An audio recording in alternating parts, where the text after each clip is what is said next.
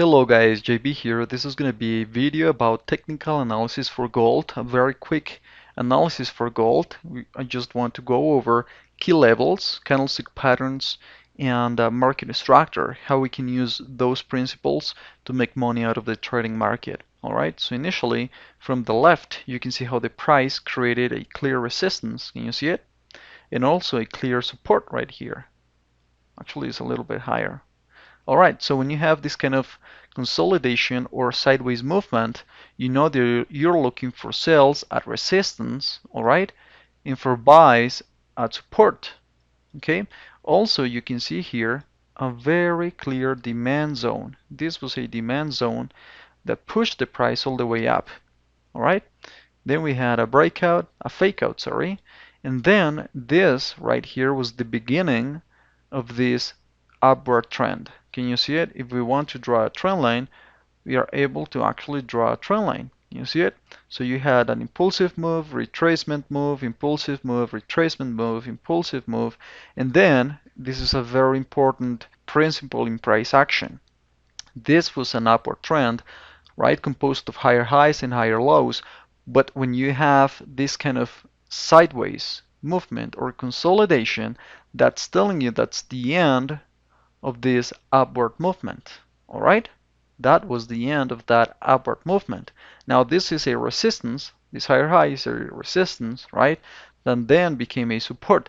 But what I want to stress out here is how this bearish movement, this very strong bearish movement, was clearly going to happen. All right? Why? Because of this consolidation period. You didn't have any more higher highs or higher lows. You only had a sideways and choppy market. Can you see that?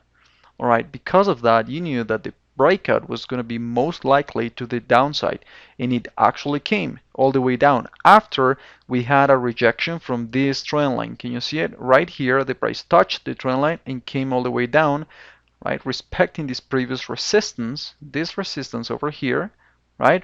And then the price went all the way up, right? But the price didn't went all the way up just like that. Let's take a closer look. So if we go, right, we go here, we had our trend line. Let's draw our key levels over here. So we had our trend line right there. All right, it was something like this. All right, so the price went all the way up. We saw a rejection from the trend line and this resistance. That was the entry point. And then we had, of course, the breakout to the downside, right? And you can see how the price respected this previous resistance, came all the way down.